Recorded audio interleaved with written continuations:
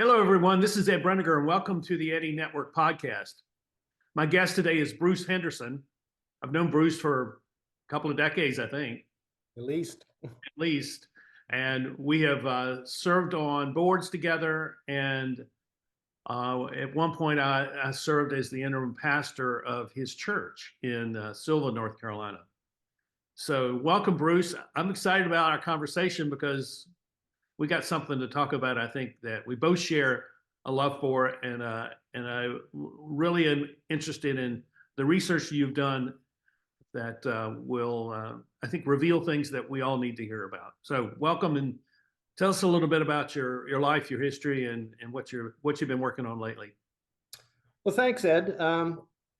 I spent a career as an academic child psychologist.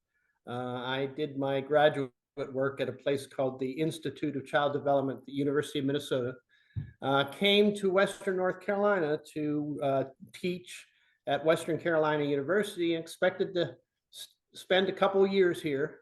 And I've been here now for 45 years. My career it was a typical academic career. I did a lot of research and writing on topics like children's curiosity, children's memory. I tended to be a bit of a gadfly and worked with business professors and criminal justice professors and counseling professors. So I was spread out pretty far. But I was asked to be on the board of what was called the Presbyterian Home for Children in Black Mountain, North Carolina, back around 1989. And my wife, Judy, encouraged me to do it, despite the fact that I had no interest in doing it at all. And the home was I thought, a terrible situation at that time. I didn't think it was a good place for kids. And so in my early time at the children's home, I met oftentimes in an accountant's office in downtown Asheville, and we plotted how to close down the home in an elegant way. And we did that for about a year. And in the meantime, there was a change in leadership, and new leaders came. And they really didn't know what they were doing, but they were good people, and they cared about kids. And they were willing to make some changes in the home that I thought were absolutely essential. I wasn't going to stay involved if they didn't make those changes. And so they modernized. What kind of changes would that be? What would be that? Well, what they had going was essentially a very, very old kind of institution for children. They had a one big building, and they had barracks style housing, and they did not have well-trained staff, and kids were running wild in many ways, and the kids weren't getting the support they needed.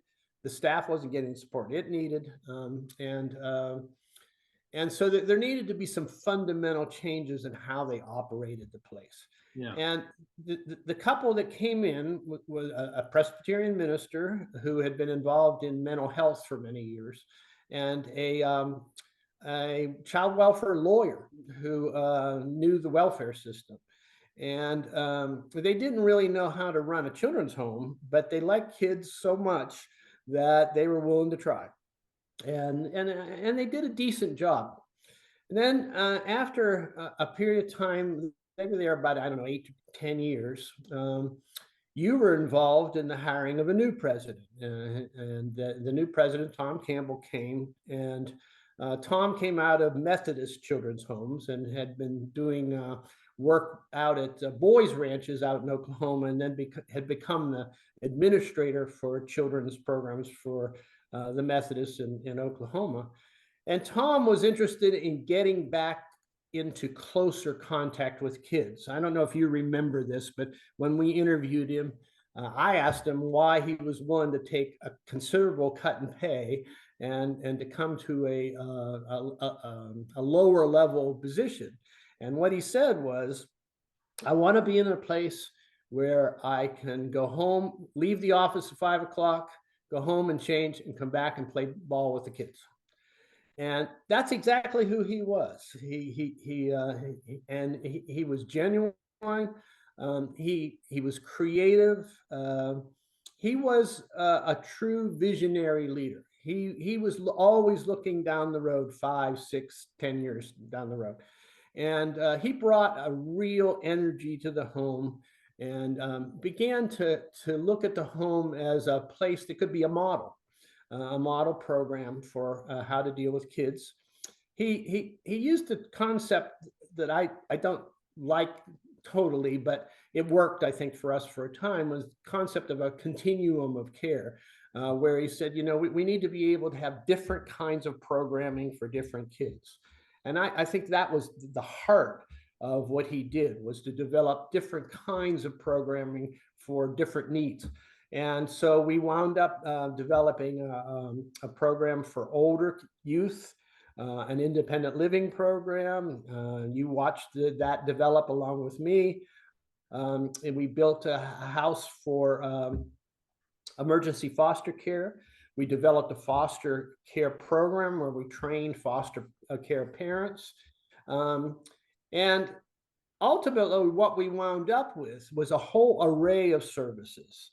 The latest one that just came about last month was we now are certified to do our own adoptions, which will save adoptive parents an enormous amount of money. So we've got all kinds of things for kids, but at the heart of the programming is a residential care service. And that is the campus of cottages and houses, apartments that are available for kids.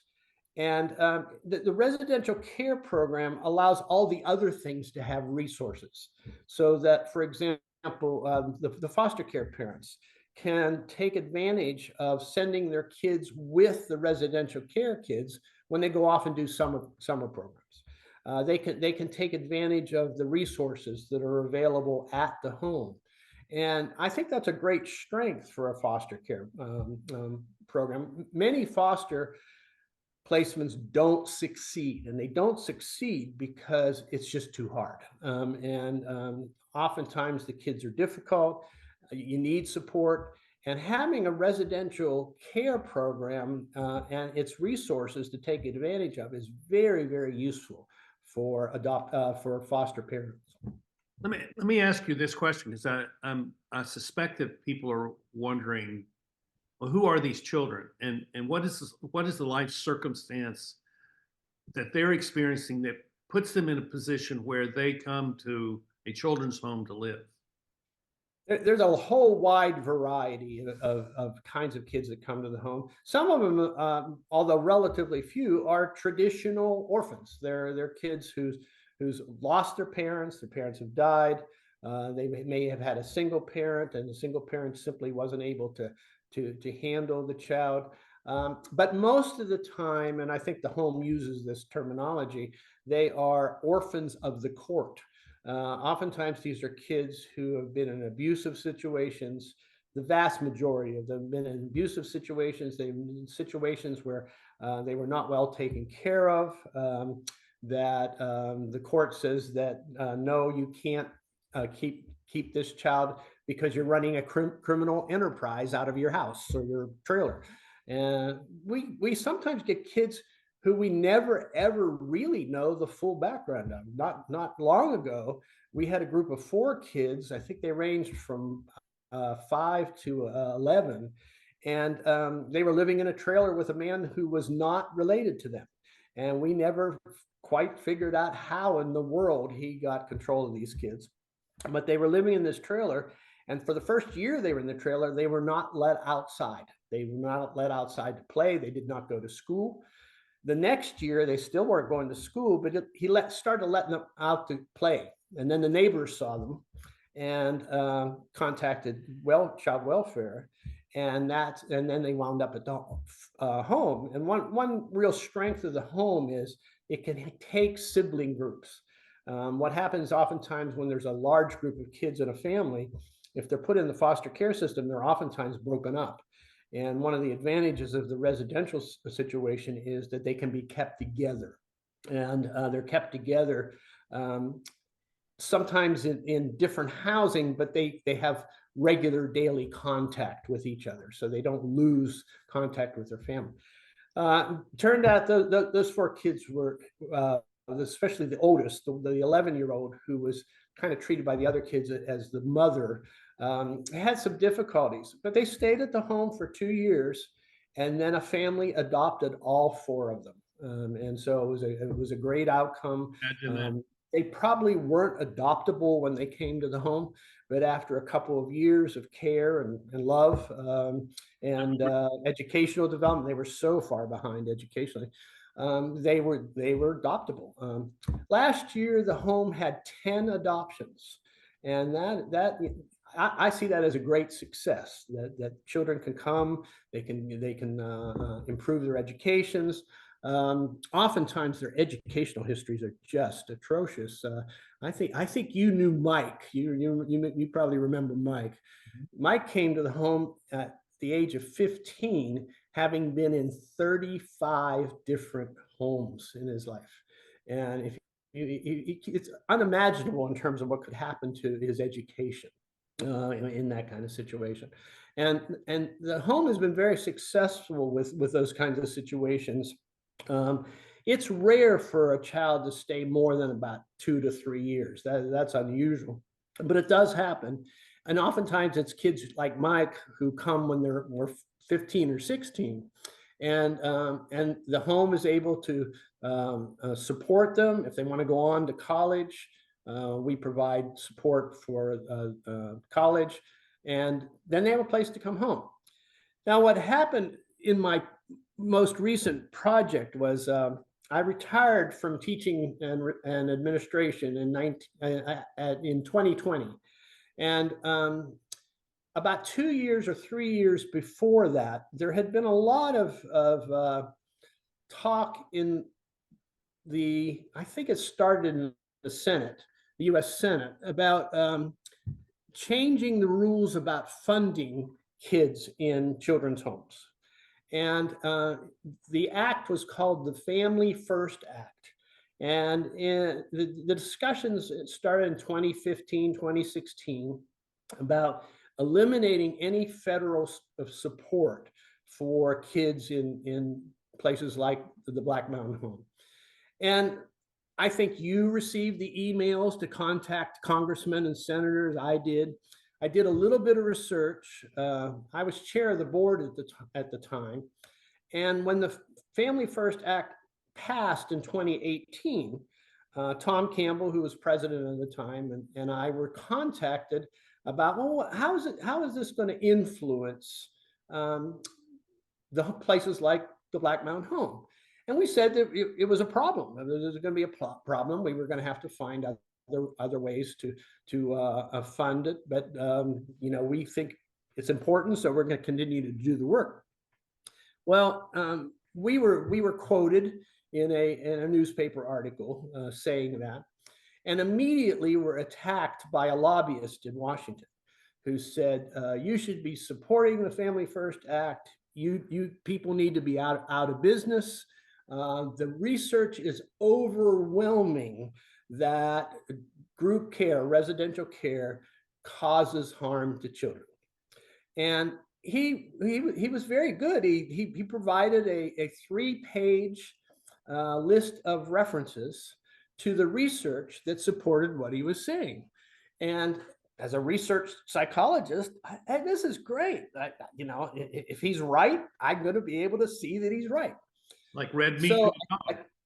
What's that? Like red meat to a dog. Yeah, right. Right. I mean, he done my work for me. So I took his 3 pages of references, and I spent a couple months going through all that. There were 40 references that he had. It turned out none of them, not a single one, supported what he was saying. Well, that whetted my appetite for more. I knew of research that wasn't covered in the 3 pages. So I knew there was other research to go to. So when I retired in 2020, it was COVID. You couldn't go anywhere. I sat on my back porch, used my computer to go through about 800 references. And I went through the 800 references that I thought were the most relevant to the question, is residential care for children and youth harmful? And that was the fundamental research question. And I started doing research on which groups had most prominently said this. And there were a number of them. There's several agencies of the United Nations. They had come out with a list of children's rights, and their argument was that residential care by its nature went against those rights. The American Orthopsychiatric Association, which has been renamed, thankfully, since I wrote my book, also came out with a statement saying that all residential care around the world should be closed down. The Lancet, the medical journal, every once in a while, the Lancet will have what they call a group commission. And they get together a group of scholars and researchers, and they take on a particular topic. And they decided to take on institutionalization. And so in 2020, Lancet published a couple of articles and came out with a statement that said, what we need to do around the world is to gradually get rid of all residential care. And they used some prominent research to back that up. So I got into all that, and I started looking at it, and I took a critical look at that research. The most prominent study you probably know of, even if you're not particularly interested in the topic, and that's the Bucharest Early Intervention Project, which was done with so-called Romanian orphans in Romanian orphanages. Now, this group of American scholars, some of them I have great respect for. They are very good researchers. There's a group of people that really care about kids, and all these people care about kids. That's not an issue.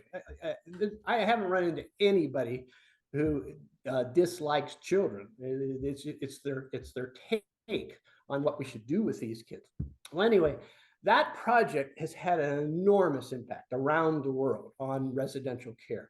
I think if you were going to point to one research project that has closed more residential centers than any other, it's that project. Well, when I get into it, and I read everything I could about it, and there's some very good literature about the Bucharest project. They did the study on children, almost none of whom were orphans. These were children whose parents had been talked into giving up their kids to the government. And the government at the time thought they could raise kids better than families. And they put them in these, starting as infants, they put them in these awful, awful places. They were warehoused, essentially. Right. No toys, no people, just a horrible situation. Well, what the Bucharest Project did was to take randomly assigned kids to either stay in the institution or be fostered, put in foster care. And the project people had lots and lots of money. This was very well supported research. And they had their own trainers to train the foster parents. And because of the random assignment in research is magic. Random assignment allows you to make inferences that you can't possibly make without random assignment. This is the only project of its kind in history where you actually randomly assign kids either to foster care or to remain in the institution. Well, unsurprisingly, the kids that were put in foster care did better on lots and lots of measures. And these are good researchers. So they had lots and lots of measures of intelligence and social skills and brain development. I mean, all kinds of things. And sure enough, the kids who were put in families trained to be foster parents did better than the kids who were left in those horrible institutions. Well, of course, what's happened is those results have been generalized misgeneralized, overgeneralized to all residential care, most of which has absolutely nothing to do with the kind of extreme deprivation that was used there. And it turns out that this is fairly typical of this research, that the research is done, most of which is not as well done as the Bucharest project, often overgeneralizes across age, across settings, across time. The Lancet Commission is an interesting case.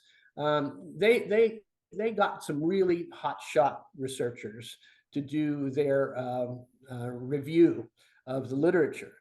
And are you familiar with the term meta-analysis? Mm-hmm. Yes. Where you take many, many different studies and put them together. Well, they did a meta-analysis that really backed up their argument of doing away with residential care. Well, I went inside the meta-analysis to look at what was really in there. And what's in there is a whole bunch of the Bucharest studies, and then a whole bunch of studies like that, and studies that go back 70 years to institutions around the world that also were terrible places for kids. And then they, in the meta-analysis, they put all of that together and then say, well, this combination of all this research in the meta-analysis say kids don't do as well in residential care as they do outside residential care. Well, again, this is a serious mistake. And so essentially what my project was putting together the negative sources and looking at the negative sources to see if they're really applicable to situations like the Black Mountain Home. Right. And they are not. Then the next step of my project was to say, okay, well, is there any evidence to the contrary? The conventional wisdom is based on those negative studies. The conventional wisdom says residential care is bad for kids, and we've got lots of research to show that. So I said, well, let me look at the other side. One of the mistakes you can make in coming to conventional wisdom is to fail to look at a broader range of things. So I said, let's look at the other side. Well, it turns out there is another side. And there's a whole set of studies that show that when kids come into residential care, they're at one place, and when they leave, they're at a very different place. Now, you can't make any cause-effect connections. There's no random assignment there. But if you consistently see kids doing better over time, you can't say that it is inherently dangerous for kids to be in residential care. And then there's some really interesting surveys done by an economist out at the UC Irvine named Richard McKenzie, who grew up in a children's home near Statesville, North Carolina. And he wrote an autobiography about his experience. He talked about how he got his moral values, his work ethic, and so on and so forth. And he says he really had a wonderful experience. And so he was hearing all this stuff about how terrible residential care is.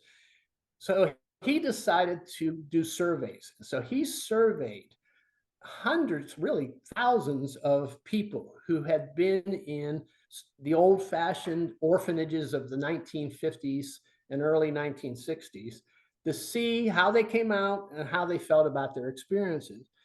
And what he showed is overwhelmingly that they report they had good experiences and they turned out very well. Now, the academic social workers do not like Richard McKenzie. He's going against the conventional wisdom. And academic social workers tend to dislike research that contradicts their conventional wisdom. And they don't like Richard McKenzie. So I also looked for other studies that looked at what happens if you provide high quality experiences to kids in residential care. One of the places that's done a lot of work in this is Duke. There's a center at Duke that's interested in really children's health in general. And they've done studies in Kenya in particular, looking at residential care there and how kids are doing in residential care versus being left in rough situations at home. They show that kids do relatively better in good residential care than they do in even kinship care. Now, it gets complicated when you get to places like Kenya, but there's another study called the Oscar study that came out of a cooperative program between Indiana University and Kenyon University. And what they did was particularly interesting, because what they did was they took the United Nations Convention for Child Rights, I can't remember the exact title, and they looked at the items on the children's rights, and they compared kids in institutional care or residential care with kids and families. And I think it was on something like 9 or 10 of the 12, the kids in residential care were doing better. They were more likely to have access to education, more likely to have access to good medical care, better nutrition, and so on and so forth. So that's another source of information. And then there are scattered studies that have been looked at in reviews that have compared different forms of residential care to alternative forms like foster care. And again, over and over and over again, what the studies show is kids do well in residential care. Bruce, the thing that I have, I mean, you're the researcher, and I'm not. I'm just a guy who flows through different contexts and picks up on things, and spent 20 years with the home in a variety of roles. In 2019 and 20, I spent time in Africa, and I was meeting people. In 2019, I had gone to a conference in Thailand that was about the state of orphans in the world, and overwhelmingly their purpose was to close residential care and push for adoptions. And at that point in time, I said, okay, I understand that in some of these impoverished countries where they are warehousing children, the Bucharest type of thing, I can understand that. That makes sense. But after meeting people who were particularly in Uganda, who ran a number of children's homes there, when the COVID hit about 6 months into that, I began to receive communication from these people stating that many of the children that they had found adoption families for, these families were bringing these children back to the home because they couldn't take care of them. Right. And that in some of these cases, they're mostly church-based agency, church-based homes. These pastors were writing me and telling me about children that had died from starvation at their home. So to me, the question of residential or not residential is really not a very forward-looking question. That's right. It really is. What is it that we do in society to support children, and how do we support all of these different methodologies for taking care of children? You need a whole wide range of possibilities, because kids are different, families are different, cultures are different. You need an open mind about what's best for kids. And the problem with the Family First Act kind of mentality is that it eliminates one option that turns out to be a pretty important option. Right. And I don't want to see a whole lot of kids in residential care. Most kids don't need to be in residential care. Good foster care is good care, but it's not a matter of where kids live. It's how kids live. Mm-hmm. And what you need is quality care wherever it is. And one of the other things I researched for my book was, what does the research say about quality? And some people argue, well, we don't know what quality care is, but we do. We have we need more evidence, but we have plenty of evidence of what quality care is. And the Danes have it right. The Danes didn't do family first. Their motto is children first. So what they're looking at is what the child needs, whereas in the United States, the tendency has been, what can we do to make sure families stay together, whatever it takes? Well, frankly, there's some families that aren't going to stay together, and there are families that shouldn't stay together. And you've got to look at the child's welfare first.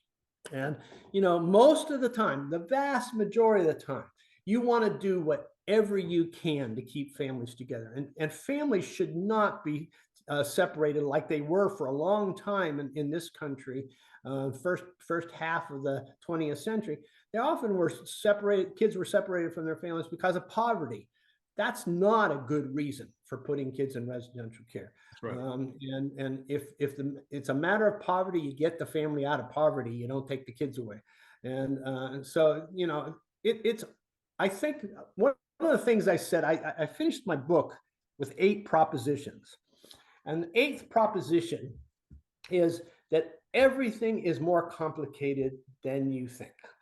And that's true of the issue of residential care. And that was the final thing I said in the book, is that we need to be very thoughtful about how we deal with children and youth. And one of the great things about working with Tom Campbell, as you did for many, many years, is he saw the complexity of the work, and he had the vision to say, we got to have multiple ways of dealing with that complexity.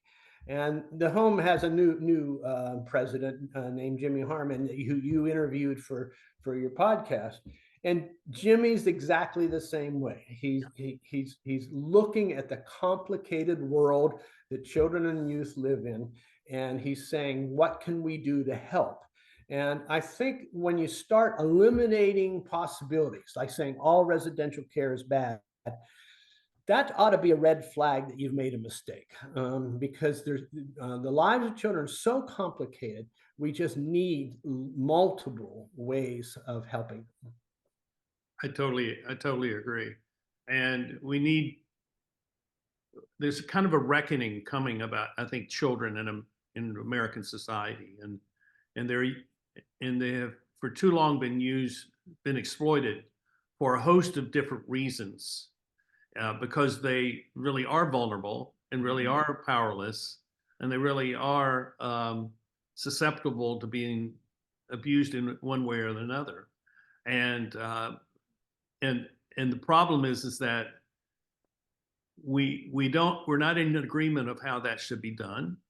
Yeah. And we're not in agreement on what does quality care actually look like.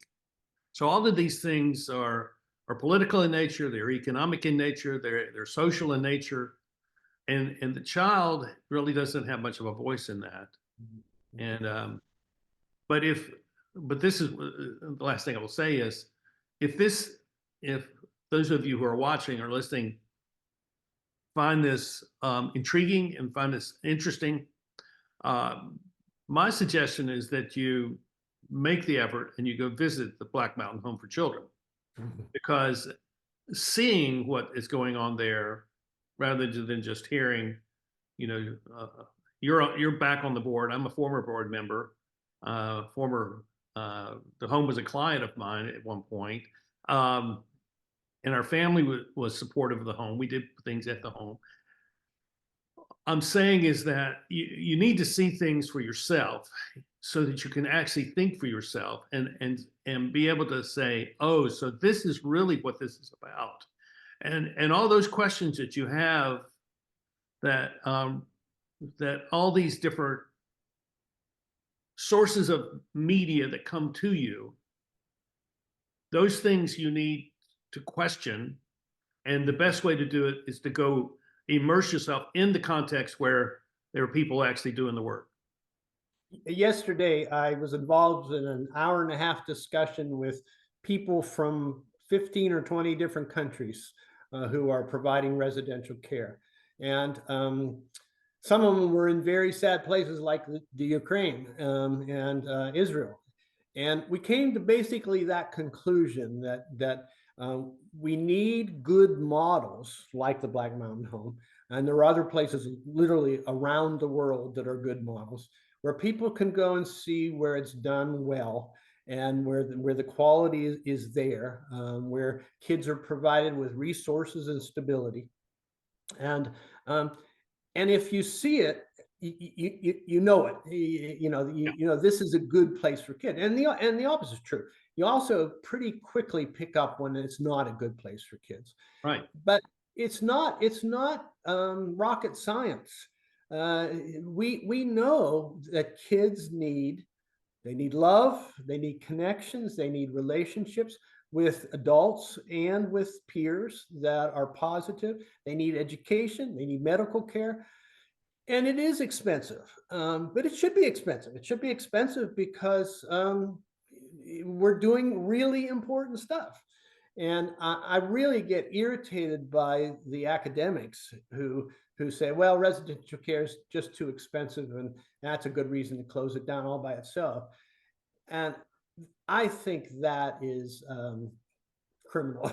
Well, Uh, for me, the measure of any of those sorts of voices is what responsibility does that person have for the actual condition of any one child? yeah, that's right. And, That's right. and whatever, and when you find people who are responsible, like at the home, we have probably 85, 90 kids there now. Those people are responsible for those children. The board is responsible for those children. And so we see this differently than an academic analytic kind of question that is great for debating in the faculty lounge at the or on Well, Twitter or wherever it may be. yeah, there's a fascinating document called the 1909 White House Conference on Children. And much of the conventional wisdom has its roots in that 1909 conference. But there were some people who were on the ball even then. And one of them, they wrote to President Wilson, and they said, cheap child care turns out to be terribly expensive. And I think that's a lesson that we've all Yes. learned about dealing with children. You can't do it on the cheap.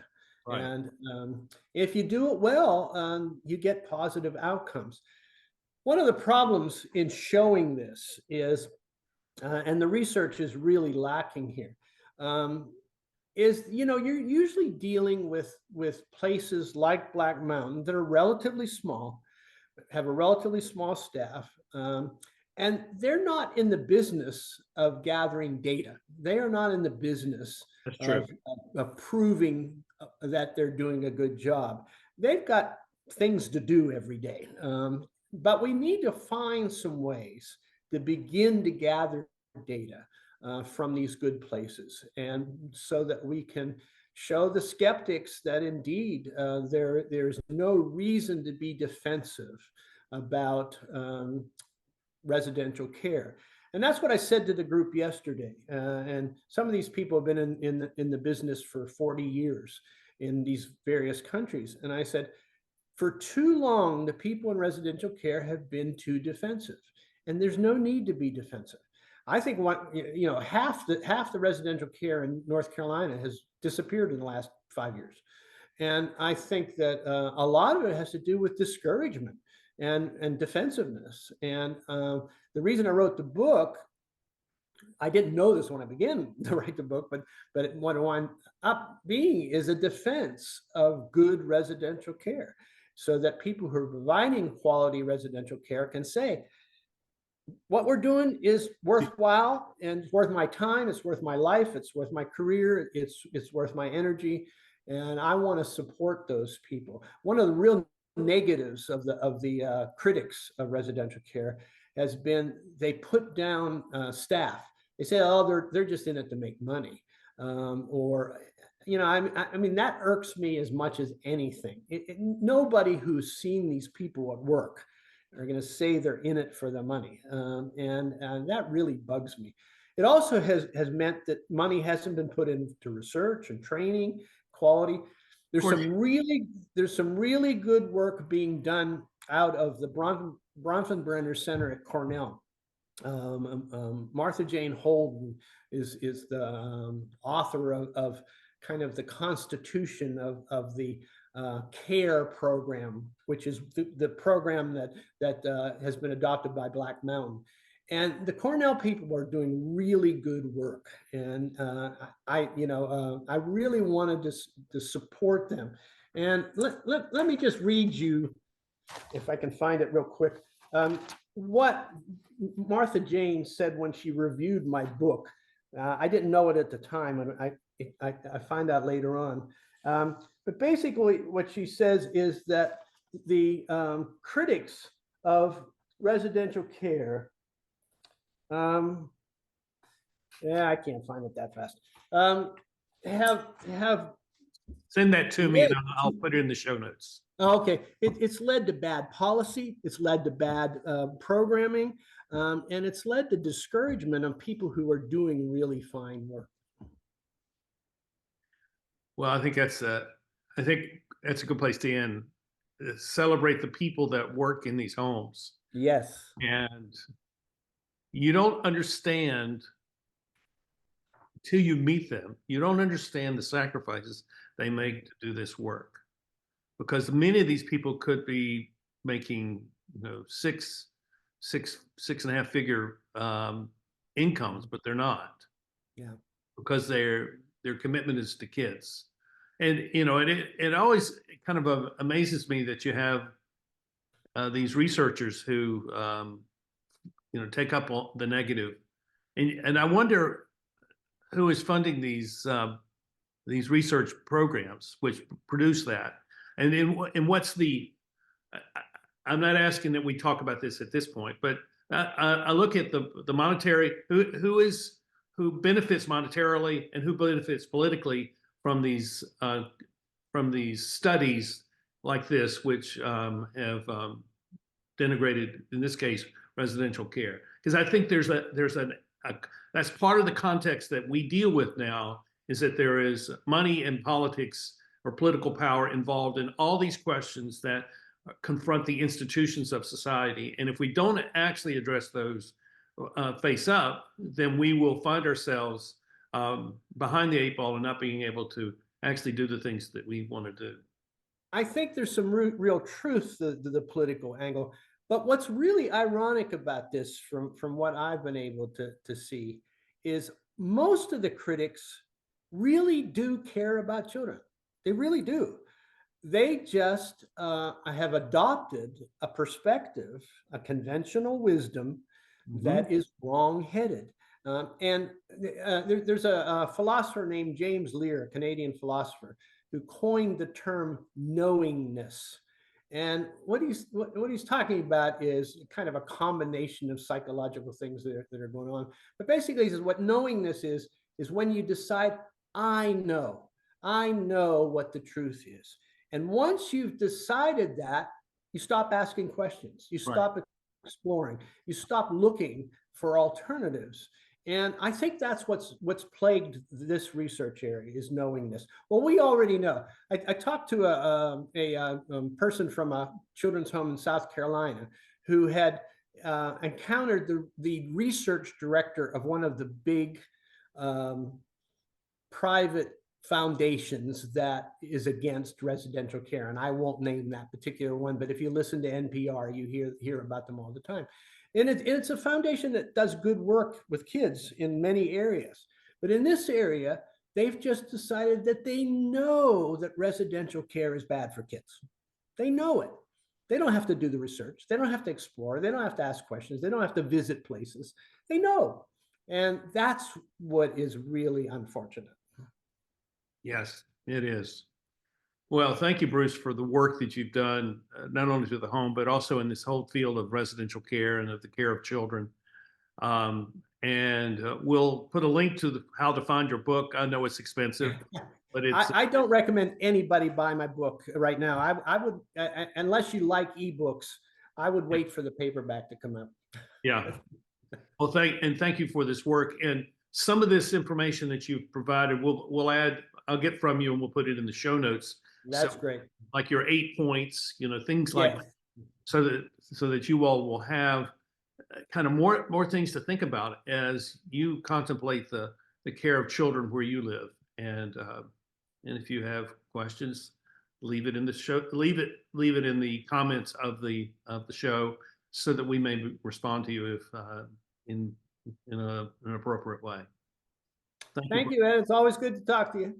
Good to see you again, and thank you everyone for watching the Eddie Network podcast. We'll see you here next time. Bye-bye.